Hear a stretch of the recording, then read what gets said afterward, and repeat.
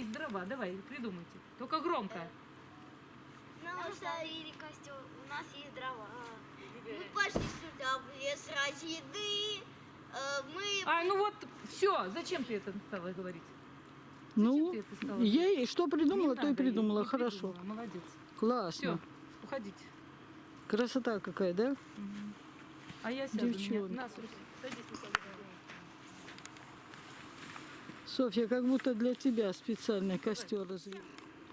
Снимает фото, наверное, делает. Все, хватит, зачем так много? Много выбирайте. Она молодец.